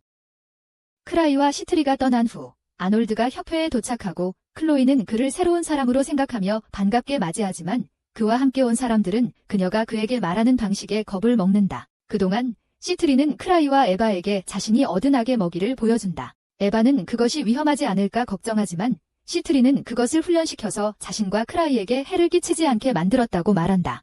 그것은 크라이에게 뛰어오르지만 크라이가 그것과 놀 때 그의 안전 링을 부수고 그는 그것이 너무 위험하다는 것을 깨닫는다. 그는 자신의 유물들을 재충전해야 한다는 것을 깨닫고 시트리에게 여동생 루시아가 언제 돌아올지를 묻지만 시트리는 기사단 본관 보스룸의 검사의 유령이 나타났기 때문에 루시아와 다른 사람들이 루크가 그것을 처치할 때까지 동행해야 한다고 말한다.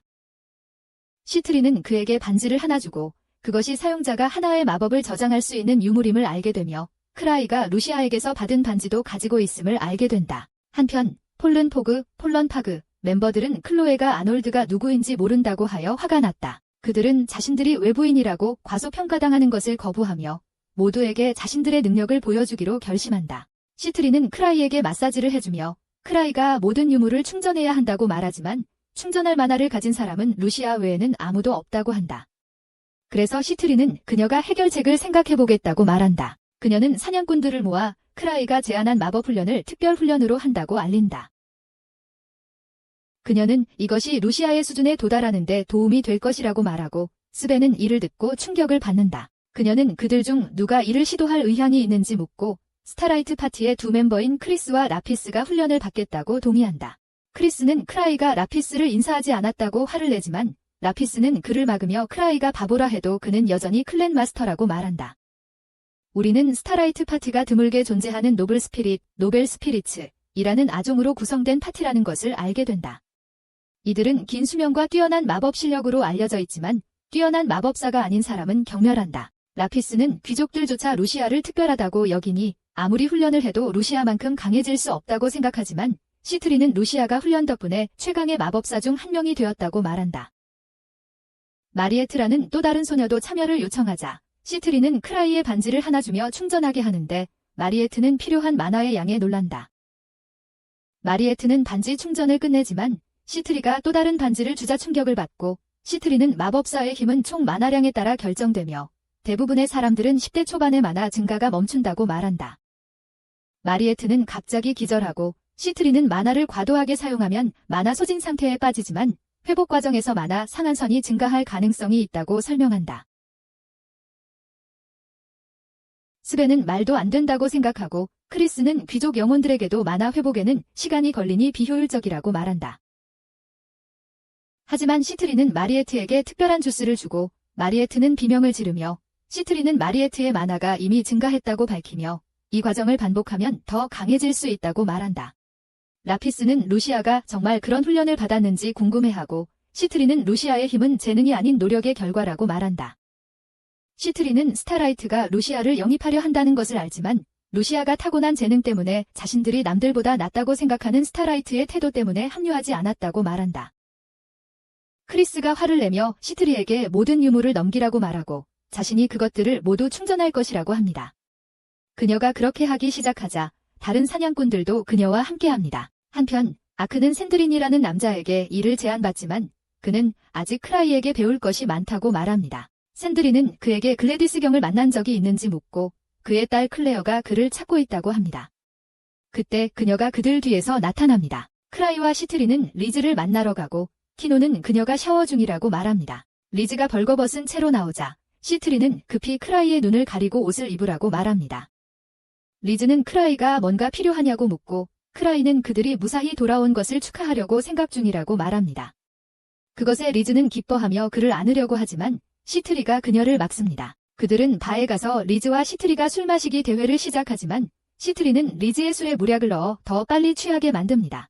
리즈는 시트리를 비난하기 시작하고 그들은 논쟁을 벌이지만 시트리는 그녀의 술에 또 다른 무약을 넣으며 대회를 계속하자고 말합니다. 하지만 크라이가 그 무약이 든 술을 그녀에게 건네자 리즈는 충격을 받습니다. 그녀도 취하게 되어 크라이에게 자신을 돈만을 위해 사용하는지 묻고 그가 10억 길드를 빚지고 있다고 언급합니다.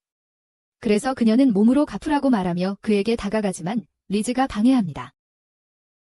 폴런 파그 멤버들도 술집에 도착하고 아어넬드가 레벨 7에 있다는 것을 자랑하려고 문제를 일으킵니다. 그는 여성과 술을 요구하고 리즈가 그에게 다가가서 그의 머리에 술을 붓습니다. 그것에 화가 난 그는 리즈가 그를 술잔으로 가격하자 모든 멤버들을 쉽게 물리칩니다. 클랜 사무실로 돌아가서 이번은 폴런 파그 멤버들도 잘못이 있지만 리즈가 그들을 공격했기 때문에 여전히 문제가 된다고 말합니다. 그녀는 아어넬드가 선더 드래건을 처치한 경력이 있기 때문에 평화롭게 해결해야 한다고 생각합니다. 그러자 크라이는 선더 드래건을 구워서 먹으면 맛있다고 말하며 신니가 한번 만들어졌다고 덧붙입니다. 하지만 이번은 선더 드래건의 몸이 희귀하고 비싼 재료로 되어 있기 때문에 그런 것이 음식으로 팔린 적이 없다고 놀랍니다. 그래서 그녀는 한 번도 그것이 음식으로 팔린다는 이야기를 들어본 적이 없다고 합니다. 폴런 파그는 협회에 가고 클로이는 그들이 맞고서 불만을 제기하려고 왔다고 생각합니다. 그러나 아어넬드는 자신들이 공격한 소녀의 이름만 필요하다며 가우는 그것이 리즈라고 말합니다. 그는 크라이에게 그녀를 문제에 휘말리지 않게 하라고 했지만 아마도 잊어버렸다고 언급하며 크라이가 레벨 8에 있다는 말을 하자 모두 놀랍니다. 그는 그들에게 크라이가 괴롭히는 타입이 아니니 걱정하지 말라고 말하며 더 이상 문제를 일으키지 않으면 괜찮다고 전하지만 이는 아놀드를 더욱 화나게 만드는 것 같습니다. 한편 에바는 크라이가 시트리에게 얼마나 많은 돈을 빚졌는지 알고 충격을 받으며 그는 그녀가 빚을 갚기 위한 3가지 방법을 제시했다고 말합니다. 첫 번째 방법은 그녀를 감옥에 넣어서 빚을 갚지 않게 만드는 것이었지만 그는 그녀가 잘못한 일이 없으므로 그건 선택사항이 아니라고 말합니다. 두 번째와 세 번째 방법은 그녀를 자신의 신부로 만들거나 자신이 그녀의 신랑이 되는 것이었고 크라이는 결혼이 유일한 선택처럼 보인다고 농담을 합니다. 에바는 그가 그리버들로부터 얻은 수입으로 그녀에게 갚을 수 있다고 말하며 급하게 갚아야 한다면 자신이 혼자 보물 창고에 가서 해결할 수 있다고 합니다. 그러나 그는 그것이 너무 무섭다고 말합니다. 그녀는 그를 위해 상환 계획을 세우겠다고 말하며 더 이상 빚을 늘리지 말라고 전합니다. 폴른 포드가 도시를 돌아다니며 크라이에 대한 정보를 얻으려 하지만 그들이 듣는 것은 소문뿐이고 그들이 아놀드에게 크라이가 이트에 가지 않는다고 말하자 아놀드는 그것이 그가 자신의 수준에 맞는 능력을 가진 사람을 만난 적이 없기 때문이라고 생각합니다. 그들은 그 누구도 크라이가 싸우는 모습을 본 적이 없다고 말하며 아놀드는 그가 전략가 타입일 것이며 친구들 덕분에 레벨 8에 도달했다고 생각합니다. 이는 크라이가 자신이 레벨 7을 자신의 힘으로 올렸기 때문에 그에게 상대가 되지 않을 것이라고 생각하는 이유입니다. 티노는 크라이를 만나 그가 무엇을 필요로 하는지 묻고 그가 필요로 하는 것을 무엇이든 해주겠다고 말하지만 그가 돈을 달라고 하자 그녀는 슬퍼집니다. 그녀는 또한 물건을 샀거나 장비를 유지하기 위해 돈이 필요하다고 말하며 그래서 그녀에게 빌릴 수 있는 돈에는 한계가 있다고 하지만 그가 자신이 얼마나 빚졌는지 말하자 믿을 수 없다고 한다. 그는 시트리가 자신에게 돈을 빌려줬다고 말하며 그가 만약 그녀에게 갚지 못하면 그냥 그녀와 결혼할 것이라고 하자 그녀는 미쳐버릴 것 같다. 그들이 디저트를 먹으러 가면서 티노는 그들이 금고에 가서 유물을 찾을 수 있다고 말하며 경매가 도시에서 열리고 있으므로 유물들이 높은 가격에 팔릴 것이라고 한다. 그녀는 그가 가치 있는 유물이 있는 금고를 찾을 수 있다고 생각하지만 그는 만약 그런 능력이 있었다면 시트리에게 돈을 빌리지 않았을 것이라고 말한다. 그들은 추락한 안개를 만난다. 그들은 그를 공격할 준비를 하지만 크라이는 그들이 어떻게 느끼는지 이해한다고 말하며 리즈가 그들을 예고 없이 공격했으므로 그녀를 대신해 사과하고 무릎을 꿇겠다고 한다. 그는 티노의 입을 막고 자신이 그녀와 데이트 중이라며 무기도 가져오지 않았으므로 다음에 싸워야 한다고 말한다. 그들은 그가 진지하지 않게 싸운다면 그를 이겨도 만족하지 못할 것이라며 티노는 크라이가 그들을 너무 심하게 때려서 자신감을 잃을까 봐 걱정한다고 말한다. 그는 그들을 잃게 될까 봐 걱정한다고 한다. 크라이는 그녀를 진정시키려고 하지만 그녀는 계속해서 그들을 자극하므로 더 이상 방법이 없다고 판단한 그는 사람들을 주변에 모은다. 하지만 그들은 그가 무엇을 계획하고 있는지 전혀 모르고 우리는 그가 실제로 다른 클랜 구성원들을 도와줄 사람을 찾고 있었지만 운이 없었다는 사실을 알게 된다. 아놀드는 그에 대한 신비한 소문이 사실이라고 말하며 크라이가 레벨 8에 도달한 것은 친구들 덕분이라고 말한다. 이 말에 티노는 화를 낸다. 아놀드는 그녀의 눈빛이 마음에 들고 그녀가 미래에 강해질 것이라고 생각하지만 폴른 폭의 멤버들은 그녀가 아놀드와는 상대가 되지 않는다고 말한다. 그녀는 크라이에게 싸울 허락을 구하고 그가 그녀를 말리지 않자 모두가 놀란다. 티노는 아놀드를 공격하기 시작하지만 아놀드는 그녀의 공격을 쉽게 모두 막아낸다. 크라이는 다른 클랜 구성원들을 계속 찾아보지만 폴른 폭은 그에게 싸움에 집중하라고 말한다. 티노가 그를 위해 싸우고 있기 때문이라며 크라이는 그녀를 응원하기 시작하고 이로 인해 아놀드는 짜증을 낸다. 티노가 발차기를 성공시키지만 아무 효과가 없고 아놀드는 크라이가 자신에게 하급 상대를 보냈다고 화를 내며 그녀의 머리를 땅에 내리친다. 크라이는 더 이상 선택의 여지가 없음을 깨닫고 루시아의 마법이 담겨있는 자신의 펜던트를 사용하기로 결심한다. 그는 고차원 중력 마법을 사용하여 폴른 포그를 물리치지만 티노도 실수로 그 공격을 맞게 됩니다. 그는 아놀드에게 자신과 다시 싸우려면 먼저 자신의 일족의 주요 당사자 3명을 물리쳐야 한다고 말합니다. 그 후 티노는 크라이에게 그의 기대에 부응하지 못해 미안하다고 사과하지만 상황을 잘못 판단한 자신의 잘못이라고 말합니다. 크라이는 여전히 자신을 구원하고 싶어하며 귀중한 유물이 있는 보물 창고가 어디에 있는지 알려달라고 크라이에게 부탁하고 그의 빚을 갚기 위해 열심히 일하겠다고 맹세합니다. 한편 리즈는 시트리가 만든 골렘과 훈련하지만 그것은 단지 복제품일 뿐이라 실망하고 시트리에게 진짜 골렘을 가져오라고 말하지만 시트리는 그것이 수사국에 있다고 말합니다. 시트리는 티노가 아놀드와 싸운 이야기를 리즈에게 해주고 그녀는 그것이 그녀에게 힘든 싸움이었을 것이라고 생각합니다. 시트리는 크라이가 결국 자신을 도왔던 것을 언급하며 그들이 폴른 포그를 처리해야 하는지 궁금해하지만 리즈는 크라이가 명령하지 않는 한 그들을 내버려 두어야 한다고 생각합니다. 크라이는 클로에를 만나 아놀드와 다른 사람들이 자신에게 화가 난 이유를 이해하지 못한다고 말하자 클로에는 아놀드가 7급 사냥꾼임에도 불구하고 크라이가 여전히 그의 존재를 잊어버리기 때문이라고 말합니다. 그녀는 그에게 아놀드에 대한 첫인상이 어땠는지 물어보자 그는 리즈에게 관심이 없었던 걸 보니 큰 가슴을 가진 여자를 좋아할 거라고 말한다.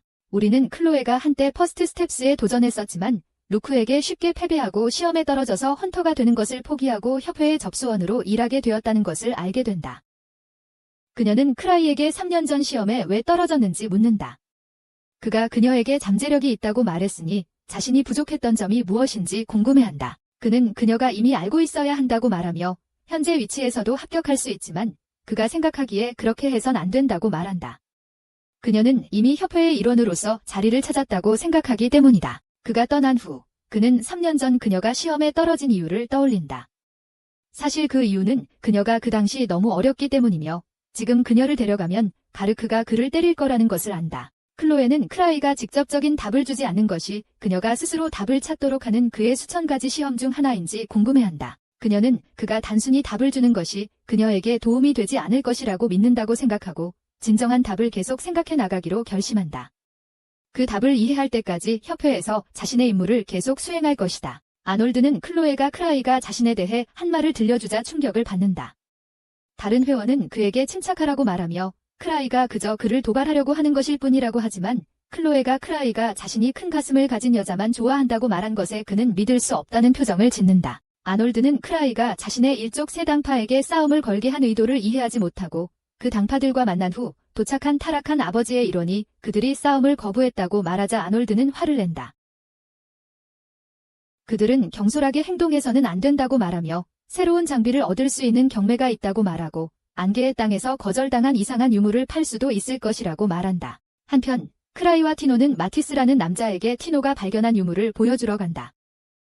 그는 그것이 외부 유물이며 고급 마법 도구 조직의 물건일 가능성이 높다고 말하며 크라이는 흥분한다. 그는 그 효과에 대해 궁금해하지만 마티스는 활성화하지 않고서는 알 수 없다고 말하며 경매가 시작되기 전부터 다른 감정 요청이 많아 바쁘기 때문에 잠시 가지고 있어야 한다고 말한다.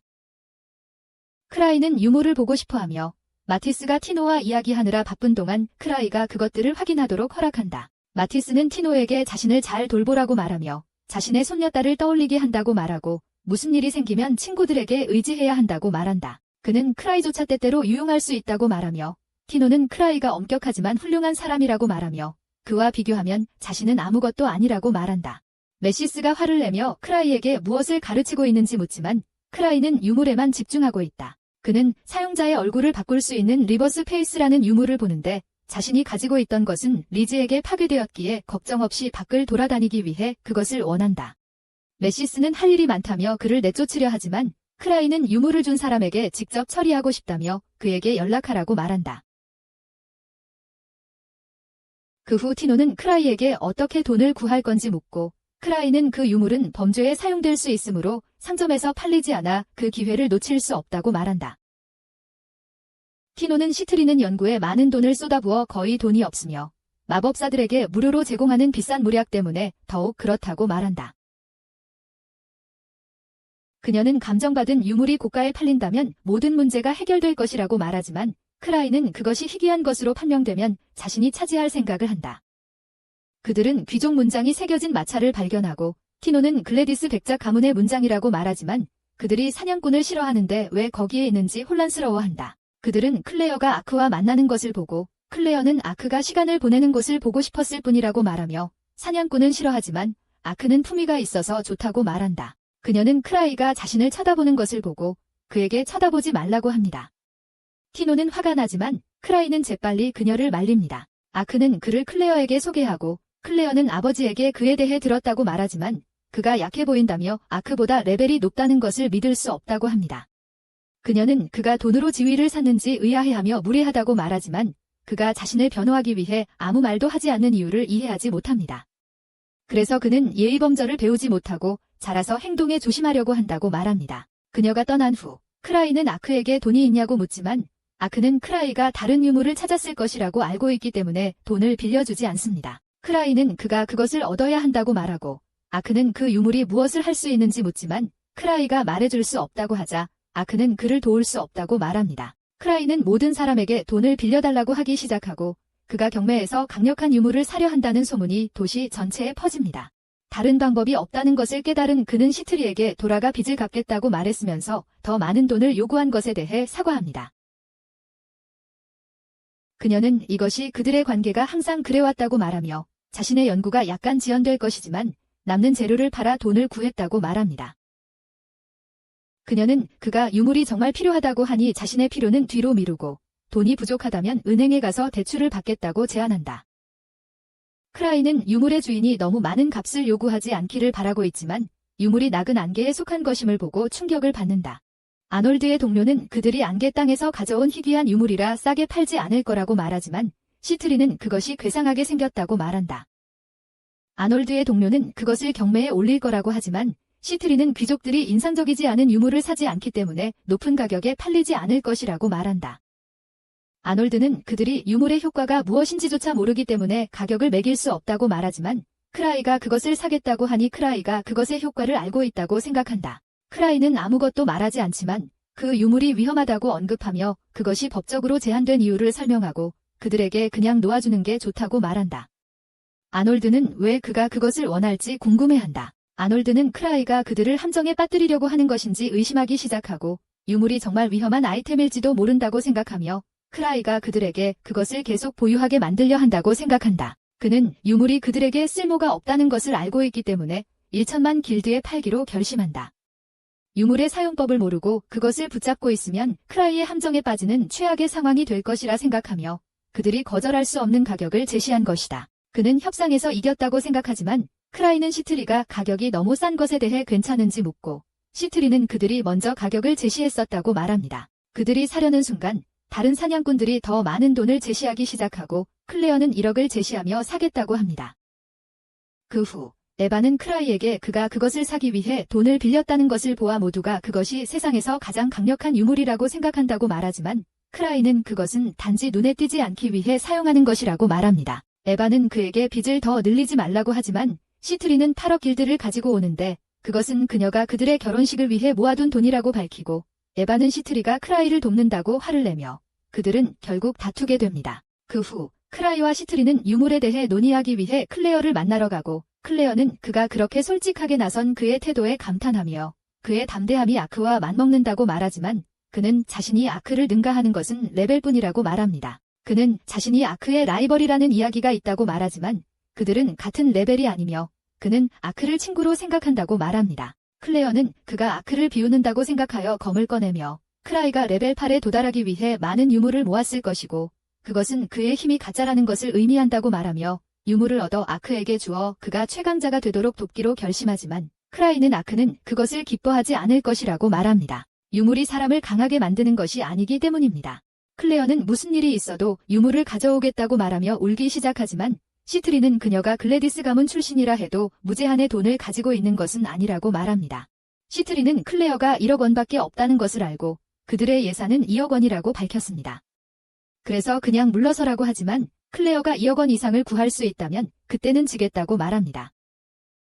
클레어는 아버지에게 상황을 전하고 아버지는 가문의 명예를 훼손할 수 없기 때문에 물러날 수 없다고 말합니다. 그 후 몬터라는 고문에게 얼마를 쓸 수 있는지 묻고 몬터는 가문의 예금에서 5억 원을 쓸 수 있으며 회사에서 5억 원을 대출받을 수 있다고 말하지만 이자는 매우 높을 것이라고 경고합니다. 하지만 이자는 매우 높습니다. 클레어는 크라이의 예산이 2억 원에 불과하므로 그보다 많은 돈만 있으면 된다고 말하지만 몬터는 아무 경쟁자도 실제 예산을 공개하지 않을 것이라고 말하고 글래디스는 무조건 이기라고 지시합니다. 시트리는 예산이 9억 5천만 원이지만 자신들이 이길 수 있을지 확신하지 못한다고 말합니다. 크라이는 자신이 충분히 해냈다고 말하고 리즈는 지면 유물을 훔쳐오겠다고 제안하지만 시트리는 크라이가 주요 용의자가 될 수 있기 때문에 그건 나쁜 생각이라고 말합니다. 그들은 경매장에 도착하고 티노와 다른 사람들을 만납니다. 크라이는 자신이 추구하는 궁극적인 유물이 무엇인지 모두가 궁금해하는 것을 깨닫고 티노에게 자신을 대신해 입찰해달라고 부탁한다. 경매가 시작되고 유물이 판매되면서 리즈는 언제 마스크가 나올지 궁금해하지만 크라이는 마스크가 마지막 유물이라며 많은 사람들이 관심을 가지고 있기 때문이라고 말한다. 크라이는 다른 유물에 입찰할 수 없다는 것에 실망한다. 그렇지 않으면 마스크를 위한 충분한 돈을 남기지 못할까 봐 걱정되기 때문이다. 다음으로 칼이 나왔고 티노는 크라이의 신호를 기다린다. 크라이는 자신의 중독을 제어하려 애쓰지만 갑자기 트럼프 카드를 가지고 있다는 사실을 떠올린다. 그는 그것이 긴급 상황에만 사용해야 한다고 스스로에게 되새긴다. 그러나 다음 유물들이 나오자 그는 점점 자제를 잃어간다. 그는 입찰을 하려는 순간 신니가 자신에 대해 어떻게 생각할지 고민한다. 그는 그녀가 자신을 용서할 것이라는 것을 깨닫고 전력을 다할 준비를 하지만 그때 다음 유물이 아카식 골렘이 나온다. 그는 신니가 그것을 원한다는 것을 깨닫지만 신니는 걱정하지 말라고 말하며 골렘을 사려고 하면 마스크를 살 돈이 부족해질 거라고 한다. 그녀는 그것이 중요하지 않다고 말하지만 크라이는 그것이 그녀에게 얼마나 중요한지 알기 때문에 그녀를 위해 골렘을 꼭 얻기로 결심한다. 입찰가가 3억에 달하자 시트리는 걱정하기 시작하지만 크라이는 그 돈이 사실상 자신의 돈이라고 생각합니다. 입찰가가 5억에 달했지만 크라이는 계속 입찰하고 9억 5천만 원이라는 자신의 예산 전부를 제시하지만 여전히 낙찰받지 못합니다. 결국 골렘은 16억에 팔리고 크라이가 루시아의 수표라는 비장의 카드 덕분에 낙찰받았다는 것을 알게 되고 그는 여동생의 전 재산을 다 써도 괜찮았을까 고민합니다. 그는 우승 후 티노와 이야기하고 길버트는 가면을 어떻게 할지 궁금해하지만 그는 이미 자신의 목표를 달성했다고 말합니다. 그는 일찍 돌아가기로 결심하고 가면 경매가 시작되지만 클레어가 아크에게 가면을 줄 것이라고 말했던 것을 기억하며 여전히 가면을 얻을 수 있는 방법을 깨닫습니다. 그는 다음 날 아크를 만나 클레어를 만나러 가라고 하고 그녀가 낙찰받은 유물이 위험하다고 말합니다. 아크의 동행은 크라이가 너무 애매하게 말한다고 생각하지만 아크는 무기를 가져가야 할지 묻고 크라이는 가져가지 않는 것이 가장 좋다고 말합니다. 우리는 우울해하는 클레어를 보고 그녀가 아버지에게 경매에서 이겼다고 말하는 것을 보지만 몬터는 크라이가 일찍 떠났다는 점을 지적합니다. 그의 돈이 얼마나 많은지 깨닫고 그냥 그들에게 이기도록 놔둔 거라고 생각합니다. 그녀는 가면을 보고 소름이 돋고 자신이 패배자라고 생각하지만 갑자기 가면이 그녀에게 힘을 원하냐고 묻습니다. 가면이 떠오르며 그녀가 자신의 힘을 사용하기에 적합하다고 말하고 갑자기 그녀를 지배합니다. 한편 아크는 그녀의 아버지를 만나고 아버지는 클레어가 방에 틀어박혔다고 말합니다. 갑자기 굉음이 나서 그들은 확인하러 달려가고 가면을 쓴 클레어가 경비원을 내던지는 것을 발견합니다. 아크는 그녀에게 무슨 일이 있었는지 묻고 그녀는 그를 위해 가장 강력한 유물을 얻었다고 말합니다. 그래서 그는 고맙다고 말하고 그에게 주려면 벗으라고 하지만 그녀는 그가 검을 가지고 있는 것을 보고 아크는 크라이의 무기를 가지고 오지 말라는 경고를 떠올립니다. 클레어가 제정신을 잃기 시작하자 아크는 자신의 일행에게 싸움 준비를 명령하지만 클레어를 해치지 말라고 경고합니다. 그녀는 누구에게도 지지 않겠다고 하고 검을 들고 아크에게 돌진합니다.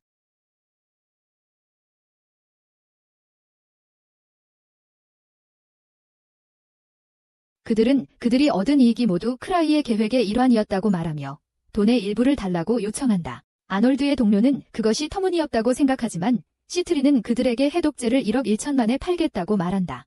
그녀는 그들이 음료의 맛이 이상하다는 것을 알아차렸는지 묻고 모두 갑자기 속이 아파지자 아놀드는 다른 선택이 없다는 것을 깨닫는다. 클랜 사무실로 돌아온 크라이는 아크에게 감사를 표하는 파티를 열고 아크에게 마스크를 건넨다. 크라이는 리버스 페이스를 받게 되어 기뻐하고 클레어는 아크를 보내준 것에 대해 감사한다. 아크는 그것이 위험하다고 경고하지만 크라이는 즉시 그것을 쓴다. 마스크는 그의 얼굴에 붙어 그를 평가하지만 그의 모든 스탯이 너무 낮고 동기부여도 없기 때문에 그가 이를 사용할 자격이 없다고 판단하여 스스로 벗겨진다.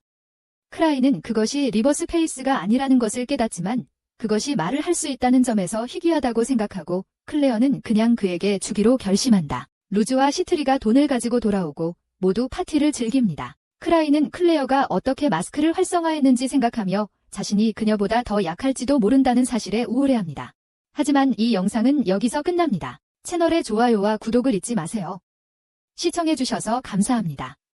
다음에 또 만나요.